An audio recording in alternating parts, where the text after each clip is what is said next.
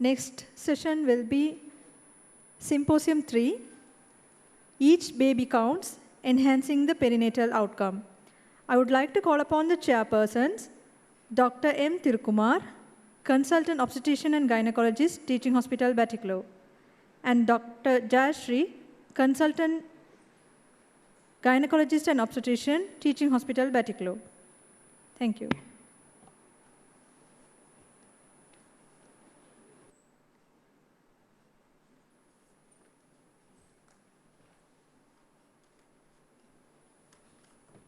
Can I call Dr. Sujit Gunaratne, the consultant neonatologist of Teaching Hospital Batticaloa, to start his presentation? So at the end of the presentation, we can restart a presentation by Dr. Vaidehi. Chairpersons, is that okay? Sorry for the interruptions. Dr. Vaidehi. Shall I continue? Yes, of course. Please go ahead. Thank you. Thank you.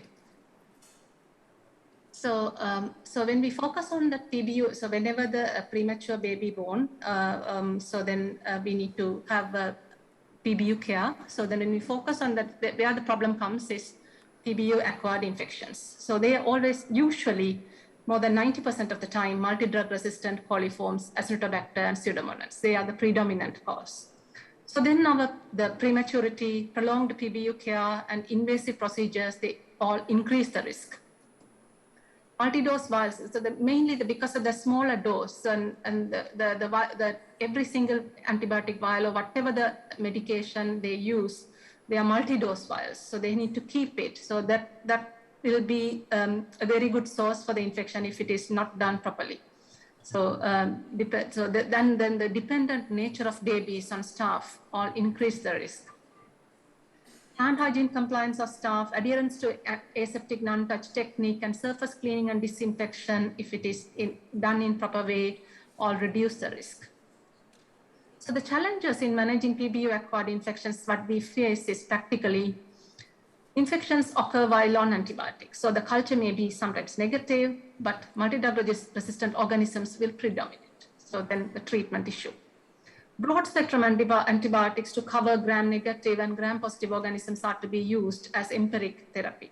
So it includes carbapenem, high-potent beta-lactam, lactamase inhibitor combinations such as piperacillin tazobactam or ceftriaxone sulbactam, etc. Glycopeptides, vancomycin, teicoplanin to cover good gram-positive cover, high-potent aminoglycosides such as amikacin. So these things we need to use. And need to do more invasive procedures such as insertion of central lines and ventilation. So these all increase more prone to the infections. So chance of spreading. So once if a baby, if say a 29-week-old comes with while in ICU PBU acquired infection with a multi-drug resistant organism, but there's so that risk is high to the other baby, even if the baby a term baby receiving care in the NICU. So that's the problem. So why do PBU infections are MDRs?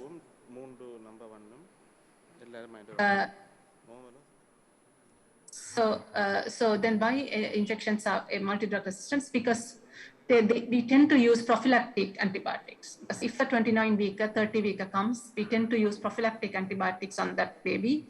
So we promote that baby's flora to become resistant to be multi-drug resistant organism. So on the other side, inadequate infection control practices, which promote spread of multi-drug resistant organism from one baby to the other. So inability to target empiric antibiotic therapy. Once we start empiric antibiotic therapy, then the team, it's sometimes difficult for the team to target because the cultures may be negative, not available. Inadequate trained staff, new staff. So the staff training is not continuous. So then what happens, their infection control practices will be very poor. So again, they try to spread the MDROs without their knowledge. So the cycle continues. So development and spread. So that's the problem we are continuously facing. So what can we do to minimize PBU-acquired infections, SCBU-acquired infections? Management of available physical space, efficient, because space is a problem. So, but we have space, but the management is the problem. So wherever you go, you can see that unused, unrepairable inventory items, so-called inventory items, never be removed from the unit because it's inventory. So so with that clogging of things, you can't practice proper surface cleaning and disinfection. So identifying bays or rooms within the unit to isolate babies colonized or infected with multi-resistant organisms. That's very important. Some physical isolation of babies within the unit. So that will not compromise the care. And maintain strict physical separation between that so-called infected and non-infected sites. Separate roster, separate entry and exit, separate equipment, separate drug storage. So when sometimes what happens is they are separating the babies, but using the same equipment on both sides. So that doesn't mean anything. So that should be the physical separation, real physical separation. Rational use of antibiotics. So that is very important. Always review the empiric antibiotic. You can't start anything as empiric antibiotic thinking of the best interest, but always review it with cultural cells and clinical evidence of infection, and then target the antibiotics to enhance the effectiveness. That's very important message that I would like to deliver. So preventive measures further, minimal handling of, so experienced neonatologists, they know how the clustering of investigations collectively at a particular time, so clustering of care, that will handling of babies and spreading of infection. Active surveillance of SCBU-acquired infections. So providing, so that active surveillance means the infection controls unit trying to do that surveillance means providing the necessary details to the infection control unit is very, very important. Otherwise, they can't do the surveillance. So the following that neonatal care would like, they should deliver appropriate details to their teams. And continuous professional development program for all category staff on IPC measures and rational use of antibiotics. And actually, I'm impressed by Chitra Madam for continuously doing that neonatal resuscitation, the skills training, that from this new year to start that regular program for IPC measures for PBU staff with the help of our infection control team that we should do. So thank you very much for the time and sorry for the interruption in between. And I would like to ask any questions if time permits. Thank you, Dr. Vaideki, for that excellent presentation. And you have touched the areas of perinatal infection and also the torch screening. I want to ask one question. You said about the group E streptococcus. What I understand about culturing or yield of culture from group E streptococcus, the different culture medium has different sensitivity, different yielding pattern. So what about the yield of group E streptococcus culture in the culture medium you use in our teaching hospital, Batticaloa? Yeah, that blood culture system that we use is that the automated, semi-automated blood culture system. That's the one being used all over Sri Lanka. So that sensitivity is quite good. It's specifically designed for identifying such pathogens, including group B streptococcus. That's very good. Our problem is that we were able to detect group B streptococcus in high vaginal swab samples. Those are not processed under automation. That's a normal manual cultures. So 6.6% we still isolated. But in blood cultures, that isolation almost zero. For the last 6 months that I studied, almost zero group B streptococcus. So I still don't know why it is like that. But anyway, there were studies revealing that the maternal genital flora and the rate of transmission different from region to region, country to country. So that may be the reason for the significant difference that we noted, I think. But our culture, the blood cultures are semi-automated and very sensitive, more than 95% sensitive, picking up the pathogens. Because almost 1/3 of the babies who are born in this hospital receive antibiotics after delivery. So that's a quite number of babies are getting antibiotic. But actually we don't have any proper epidemiological pattern of the bacteriological distribution, causing this neonatal infection. Because bacteriolo cannot be a sterile area to get infection. So certainly 1/3 of the baby is a large number. So we don't have a proper epidemiological pattern, either any collection problem or transport problem or our laboratory quality. So there's something wrong somewhere. So that is my gut feeling. So we have to find out, otherwise the empirical use of antibiotic cannot be prevented, because if baby dies, the blame should be shared by obstetrician as well as with the pediatrician. So everybody will be taking over steps to control it. So yeah, that's very true. So empiric antibiotic, we need to start empiric antibiotic therapy, but our point is we should be reviewed with culture and clinical evidence.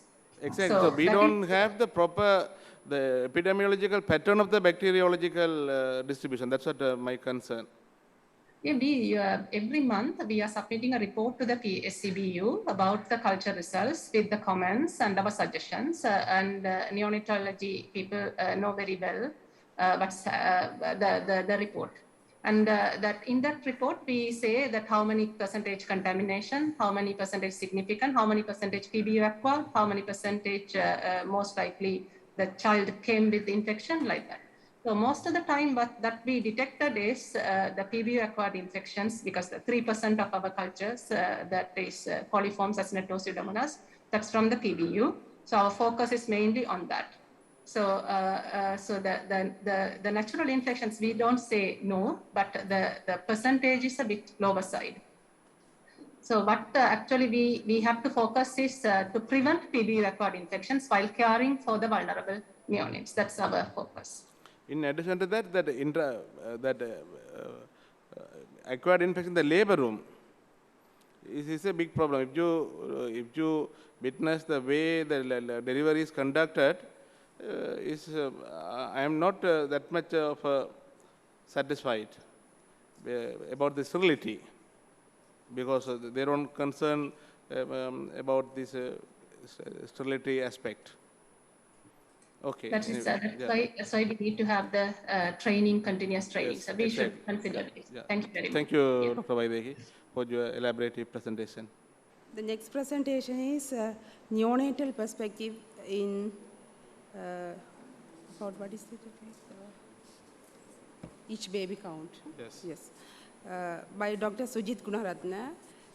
He is a graduate from Rugunu University. He did MD Pediatrics in University of Colombo, and also have diploma in child health from University of Colombo. Yes.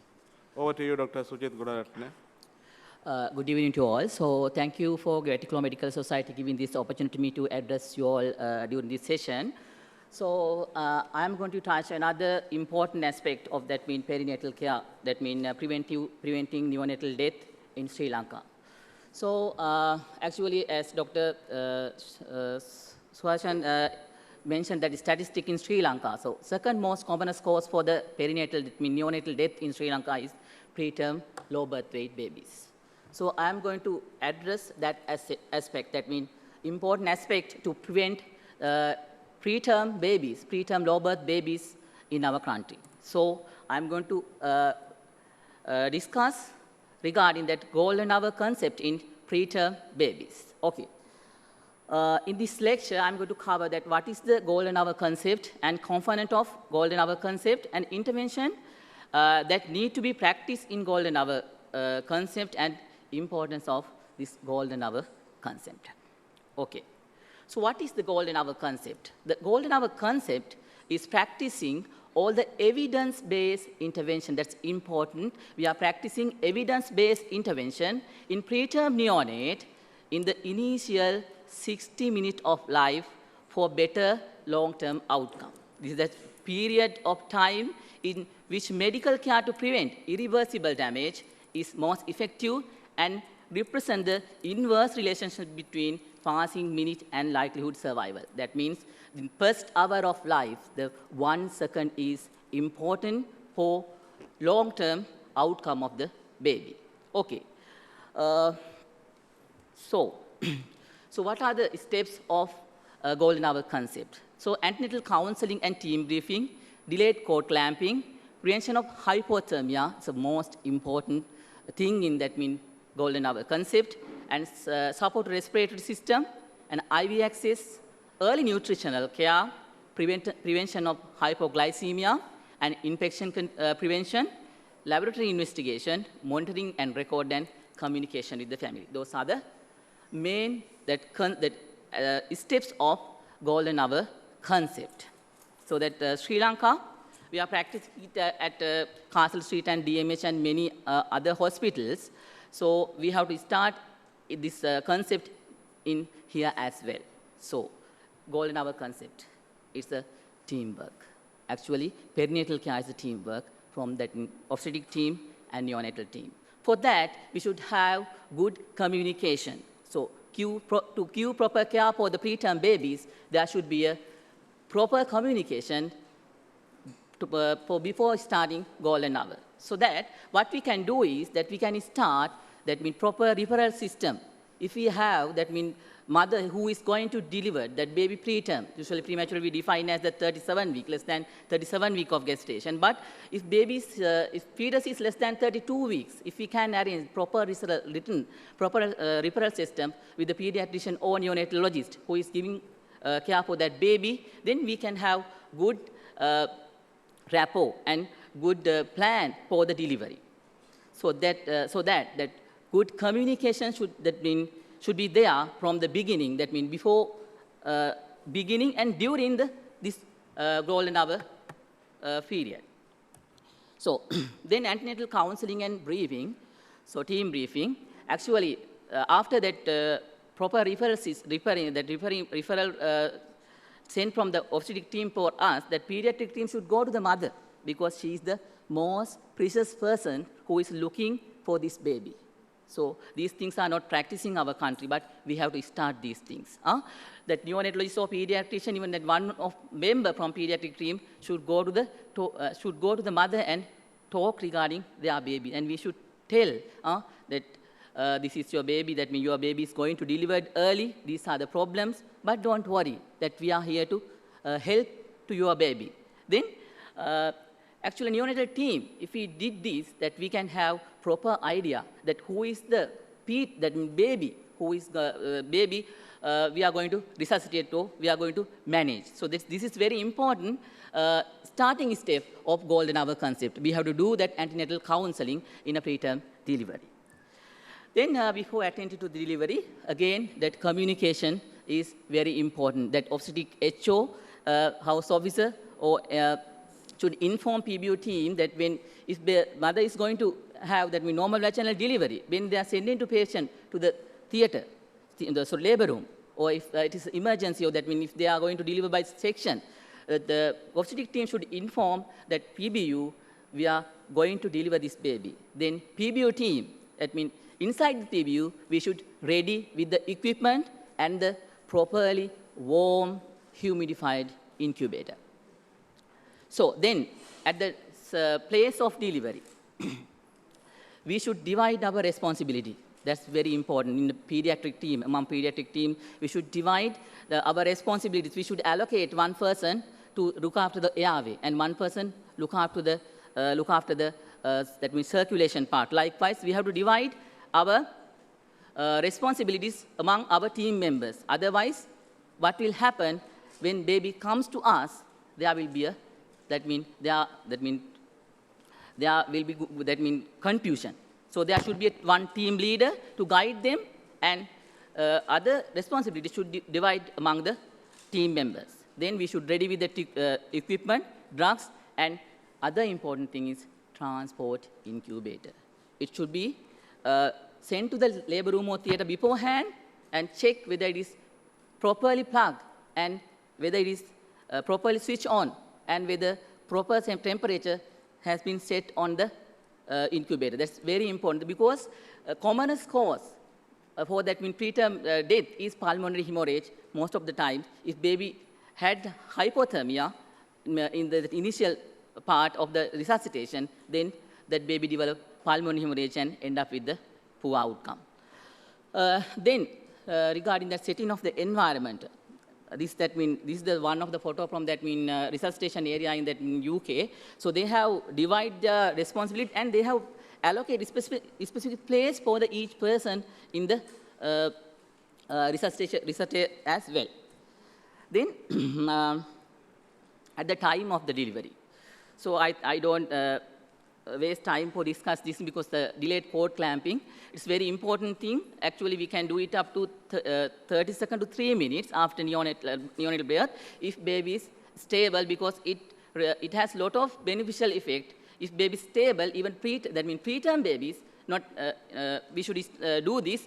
Even that in term babies, we have to do that delayed cord clamping. We should start it because it reduces that anemia of physiological anemia in infant.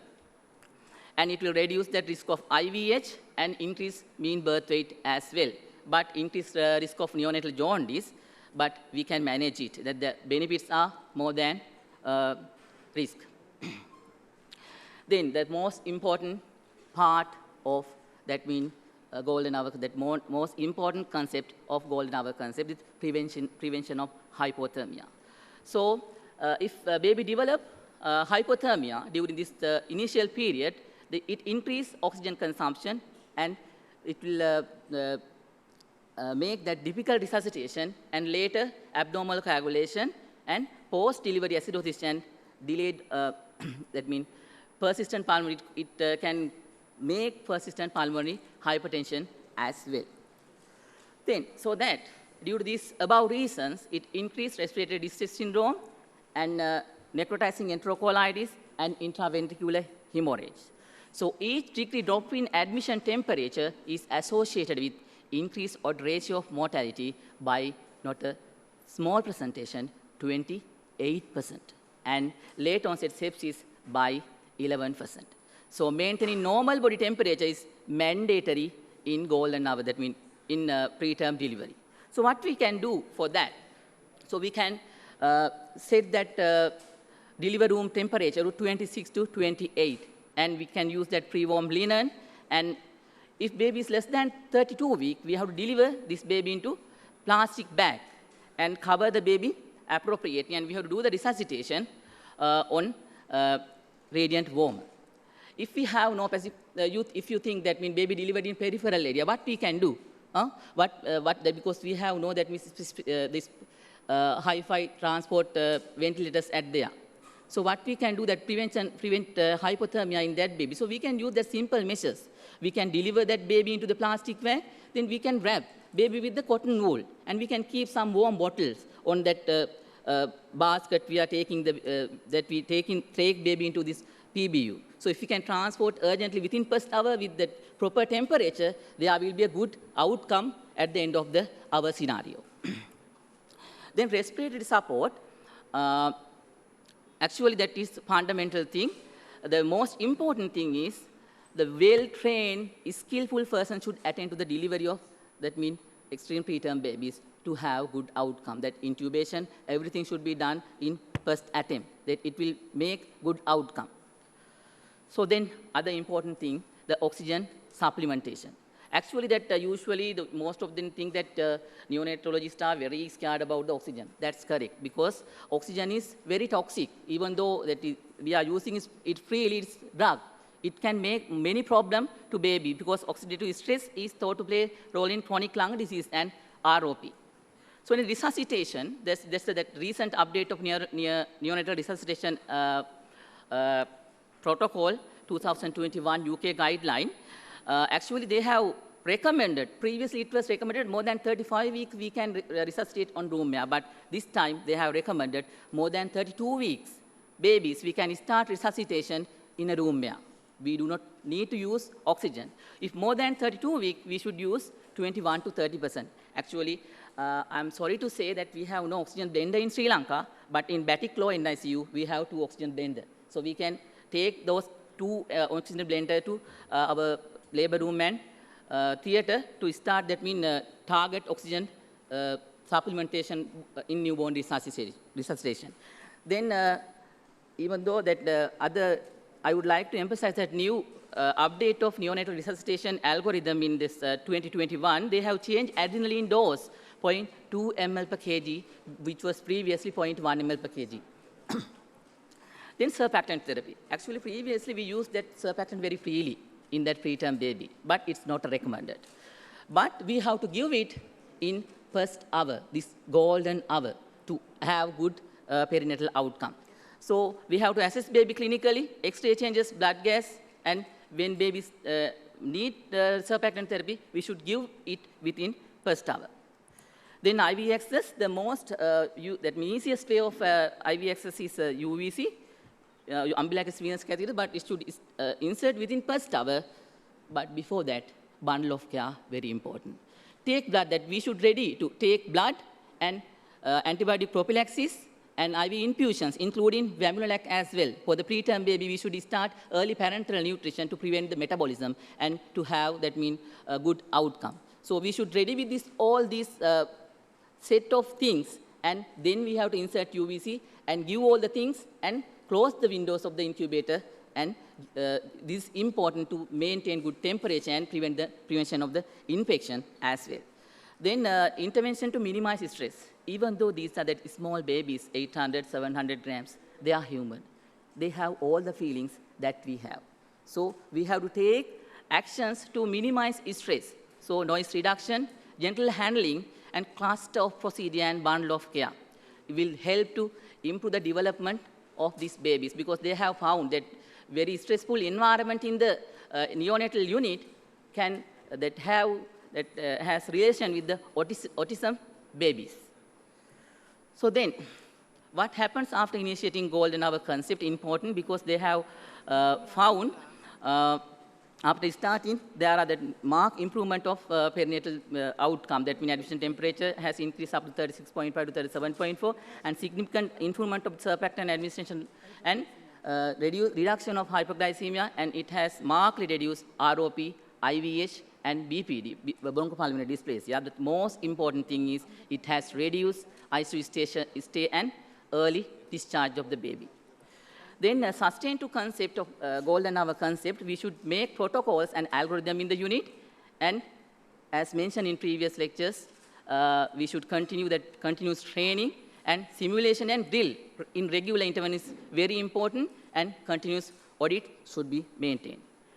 So in a summary, the most important thing in the golden hour concept, the first thing is communication, then prevention of hypothermia, then that surfactant therapy, and those things, and timely intervention is the most important thing, and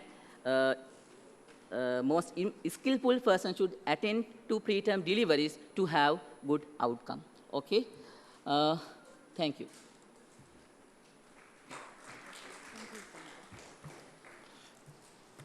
Thank you, Dr. Sujit. I have two questions for you.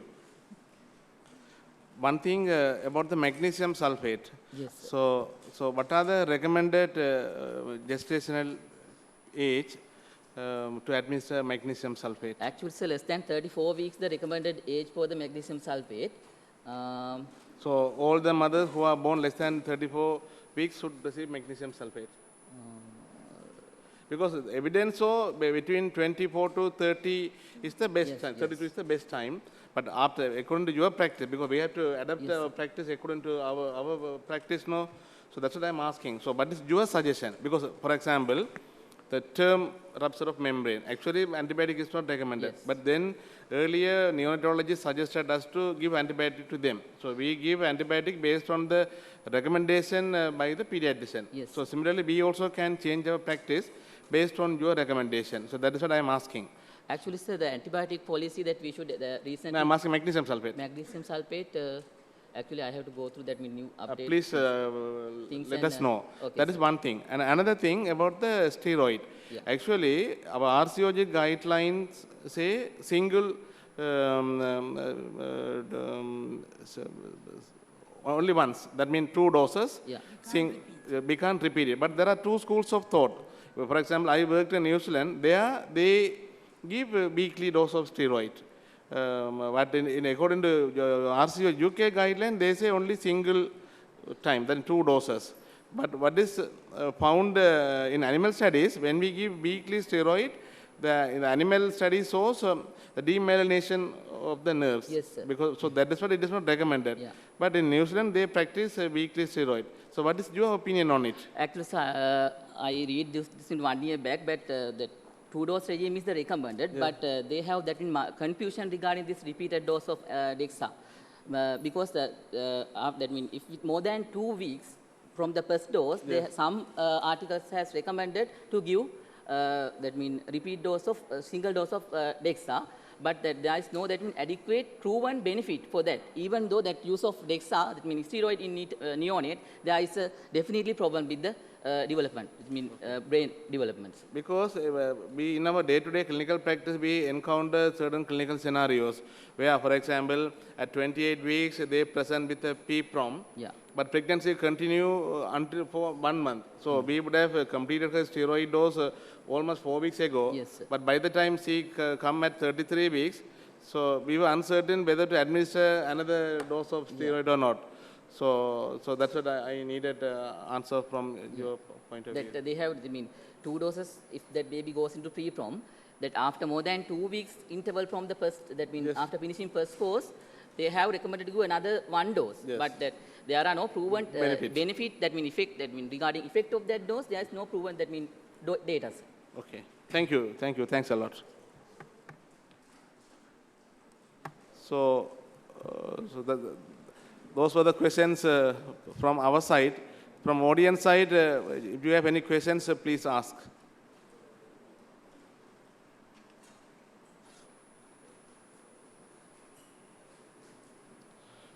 So in the absence of questions, we'll conclude this symposium.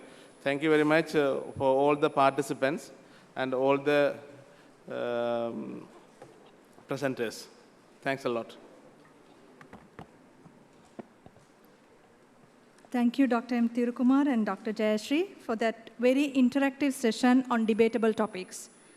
Now, I would like to call upon Dr. V. Sudhakaran to distribute the certificates for our panelists. Sorry. Dr. M. Thirukumar, sir, can you please come over to give away the certificate to Dr. V. Sudhakaran?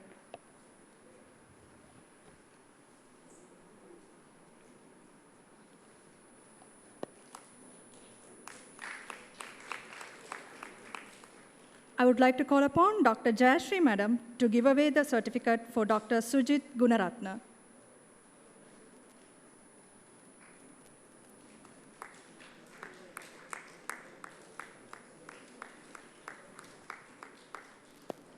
I would kindly invite our past president, Dr. Thambavita sir, to distribute the certificates to our chairpersons.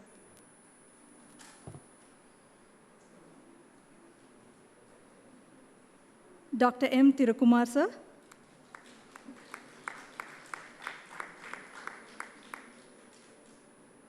And Dr. Jayashree Madam.